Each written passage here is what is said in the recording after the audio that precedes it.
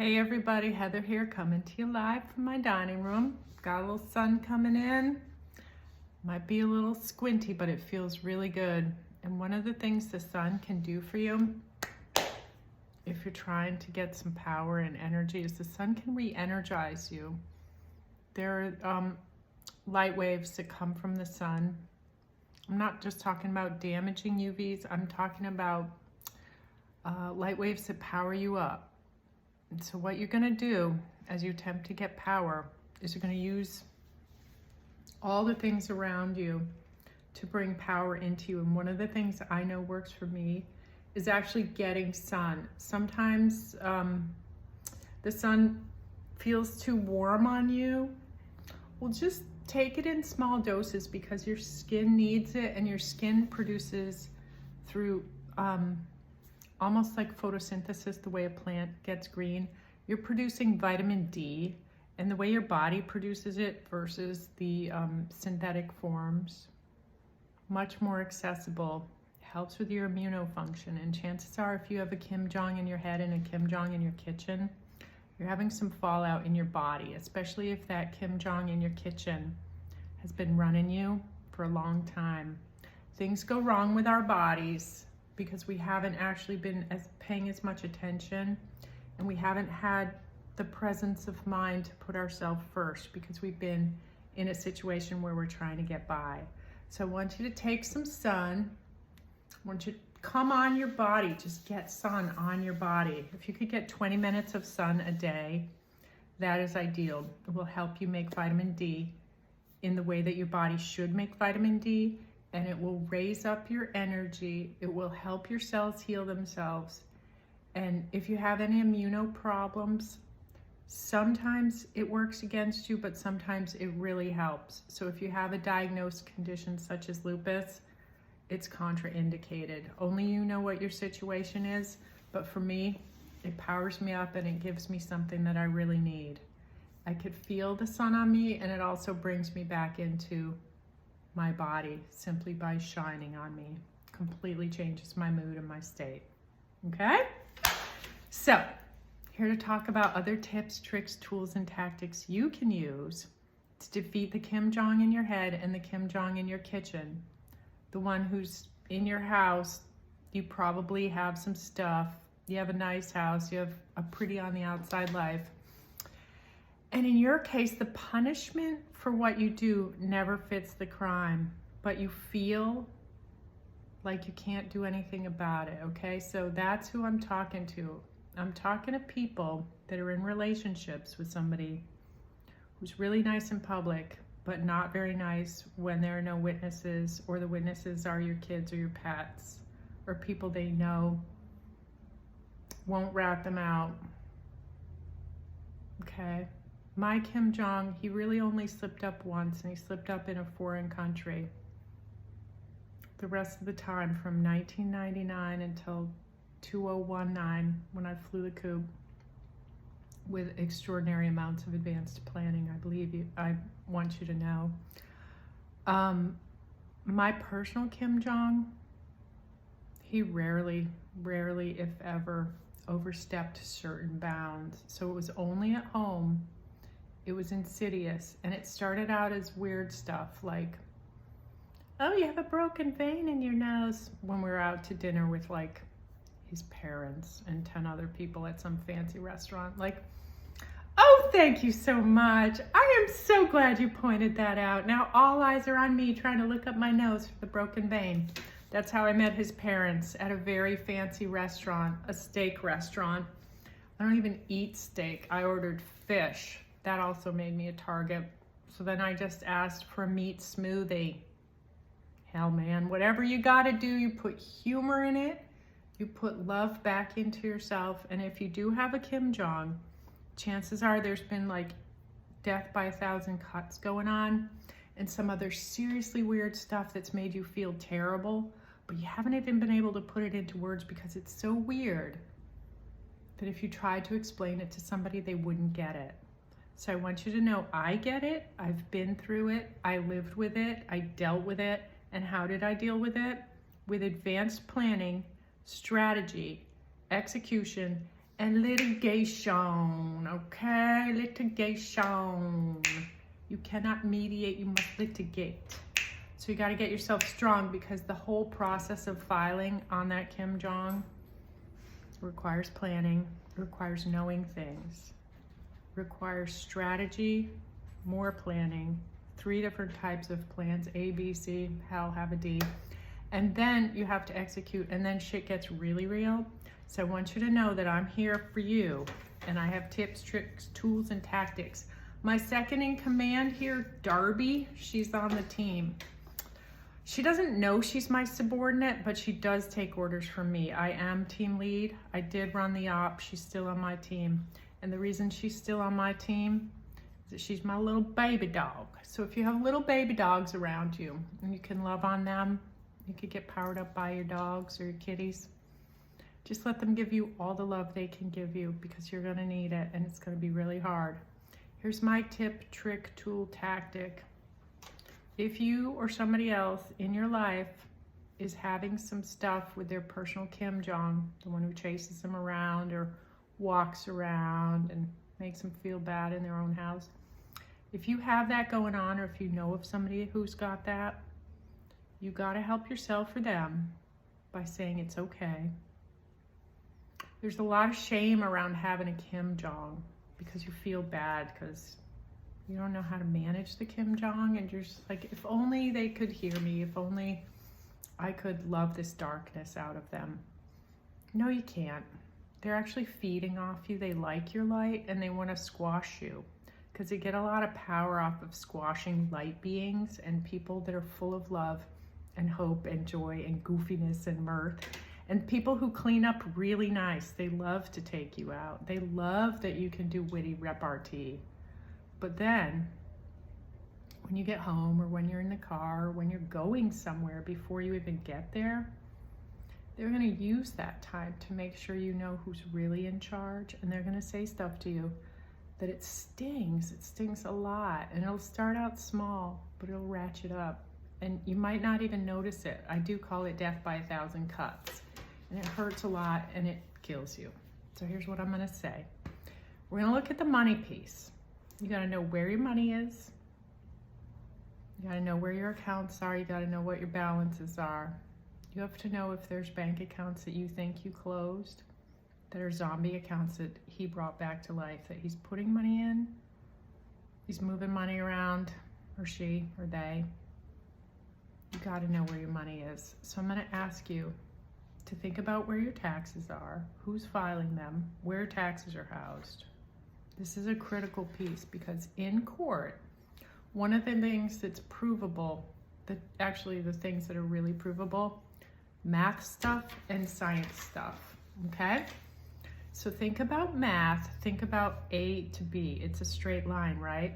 So if you can do a forensic accounting and you can demonstrate a pattern of what's called malfeasance and dissipation of assets, that actually gives you a leg to stand on, because chances are the way that things have gone down, you've been kind of chipped away at over a period of time. It's like a POW camp, and what they do is they manage you, and they alternately make it really difficult to be you, and then they make it really nice to be you, and then they make it difficult, and you never know when it's going to happen or what it's going to bring it on or what. And this isn't anything there's a manual on, but I would like you to seriously consider getting the book The Sociopath Next Door, and there's another book on outsmarting the sociopath next door. I think you should get that. You should have it delivered to the P.O. box that you got in another town, not next to, like, you know, your friend's house. And you're gonna actually go to that P.O. box, and you're gonna pick up the mail, and going to that P.O. box is gonna be books that you need, that you might need to flag stuff in and underline or crease the pages so you can go back to it.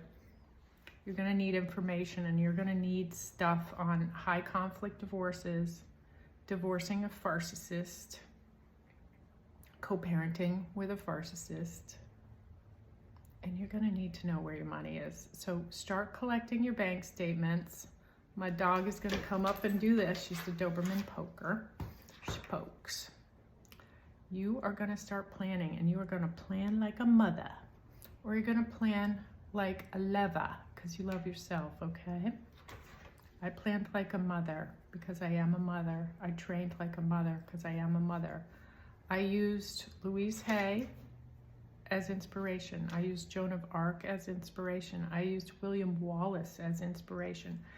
I used John McCain as inspiration because if you look at what John McCain did in his lifetime, it was a lifetime dedicated to service.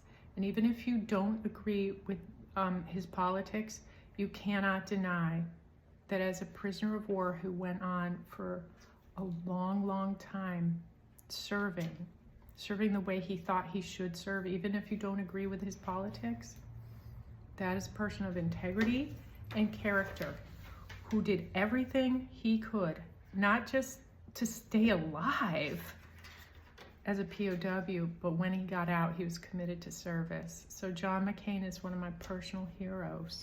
And yeah, this is not about politics. This is about people who are, they're driven by convictions. They have a functioning moral compass.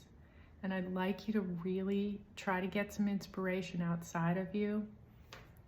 Okay, think about some heroes and some sheroes, and you're gonna make yourself one right now. You're gonna stand up. You're gonna put your hands on your hips. Oh, the dog wants to do it too. Yes, you do. You want to do it. You're going to do the hero or the shero pose. This immediately changes your state. Yes, dudes. I know. It's cool, right? This puts you back in the power position. I know you wish you could do it. So that's something you can do in your house on the fly to change your state. Hero or shero pose. It literally transforms you. And you could tap into your superwoman, superman, super whoever. Oops, well, Darbs, that's not helping. But you get it, right? So hands on your hips, you square yourself up, and you are there. All right, so find out where your money is. Start printing it out. Know where your money is. And if you can fly under the radar while you're doing all this gathering, do it that way because you don't want to take on this Kim Jong. You don't, because you're not going to get everything you need. And if situation is way out of control, it's like not just snafu, as in situation, normal, all up. If it's foobar, up beyond all repair. If you're in a foobar state, you need to have a plan to get the hell out, okay? So that means you have to call somebody else other than me. And that could be the National Domestic Violence Hotline. That could be your local women's shelter, the one next town over. A shelter who can advise you on where you can go, what you can do, and what you have to do to get safe in situations that may degrade. So I'd like you to seriously consider your own safety, the safety of your pets, and the safety of any children or family members that might live with you as you start down this road that's going to get you to freedom. You are a freedom fighter. You are a warrior. You love yourself, and you are committed to yourself. You are going to be in your best form once you get through this, because you're going to defeat the Kim Jong in your head. You're going to defeat the Kim Jong that's in your kitchen or in your bedroom or just wreaking havoc on you, in you, around you, and throwing you off when you should be in your own house relaxing and not being loved conditionally, being loved and supported unconditionally. This whole conditional crap and this whole POW stuff, it needs to be out there. And a lot of things that the courts do not consider abuse, such as threats, such as physical posturing, throwing stuff through the air. How is that not abuse? How does that not keep somebody in a fear state? Okay, riddle me that. One thing I know, domestic violence. In the domestic violence descriptions and what is domestic violence, financial abuse. It is provable, it is linear, and you can hire somebody to do math. I can't do more than like take my socks off and count like however many toes and whatever I got here, okay? You could do forensic accounting, hiring the pointy-headed whoever with the pocket protector. You hire that person. They do the math for you. You get a good litigator. You cannot mediate with a Kim Jong. You litigate, so you got to get ready, okay? You are in training. So what are we going to do? We're going to say this. Every day, I have a choice to live in love or fear. I choose love. I choose myself. Say it however you want to say it, but believe it. And lead with love. Lead yourself with love. Lead your kids with love. Lead your wacky little dog with love. Look at her. And just know that actually at the end of the day, if you stay the course, you can prevail. And when you lead yourself to freedom and you've run it like an op, you know you did it.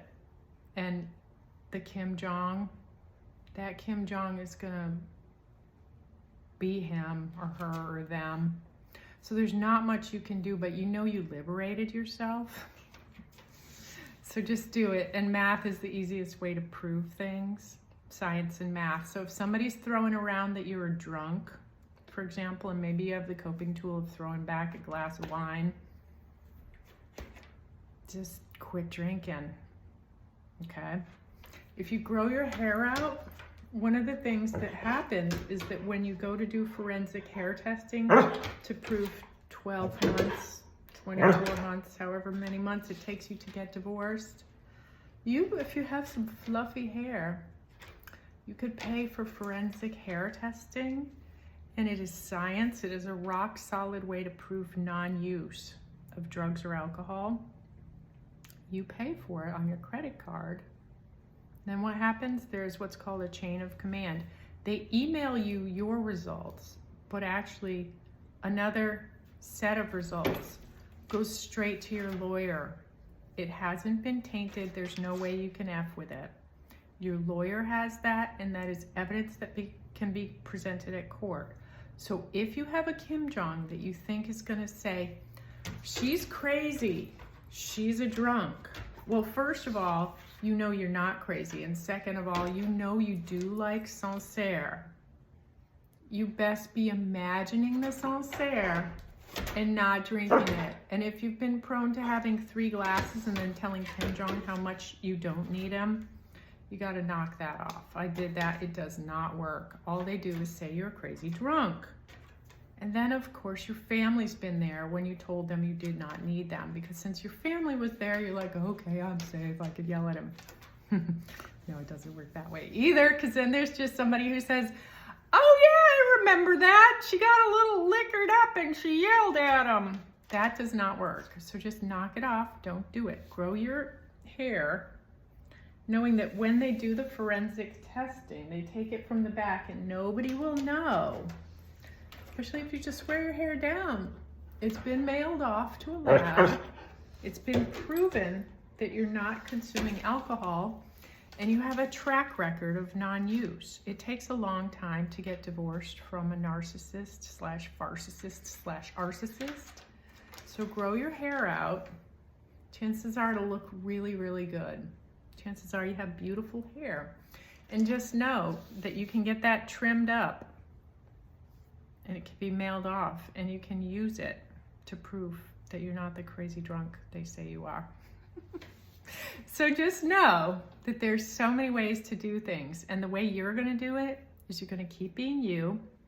You're going to love yourself. You're going to lead with love. You're going to be the great person that you are, and you're going to use math and science, and you're going to prove a lot of things very clearly. It may not have to go to court because you may have so much stuff that you never thought you would even, well, actually you didn't even know about it, but then you knew you could use it, so you use it. It's like any good operative. They take advantage of things that come up.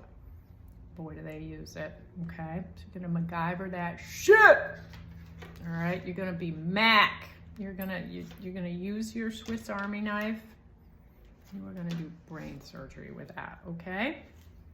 So here's what you're else gonna do. You're gonna like, share, and subscribe. Only if you feel safe doing that on your phone or your computer. You can just watch me, and that's fine. Just watch me. The algorithm will pick it up. If you want to send it to somebody else who you think could benefit from it, just make sure that your phone isn't being monitored. And if you think your phone is being monitored, get $39 and go buy a track phone. Okay? Because you could use that. And you could just put minutes on it at your discretion. You're going to go to the store and you're going to have to go get some dog food because Kim Jong forgot it again. So you're going to say, I got to go to the TSC or I got to go to PetSmart, and you're going to take 20 bucks out when you go to the PetSmart. At the cash register, you're going to use your ATM card and you're going to take 20 bucks out and you're going to put it somewhere, not in your house, most likely in your car if you're driving. And if you know you're going to have to drive away someday, you could keep it in your car. You could go to your safety deposit box, but start stacking up the 20s or whatever you feel comfortable taking out that he's not going to notice or she's not going to notice. And start getting a little stack of cash going. Get you a few nights at a hotel if you had to. Get you some food, whatever. When you're up, when it's go time, you're going to need cash. You're going to have to lock up your accounts and you're going to have to put a restraining order on joint funds. So make sure you have access to cash. Start now. Start today. Love yourself. Get some sun. Enjoy the sun. Enjoy it. It powers you up and it doesn't actually require so much effort. Just sit in the sun and get some power, okay? Because you're going to need it. All right. Love yourself, baby. And love on your pets and love on your kids.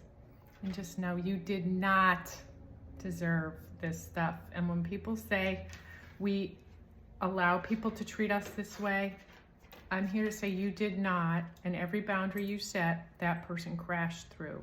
And you have a sense of self-preservation that has gotten you to this point. So you're going to make that work for you as you run your op, okay? It's called GMTFO. Talk to you later. Bye.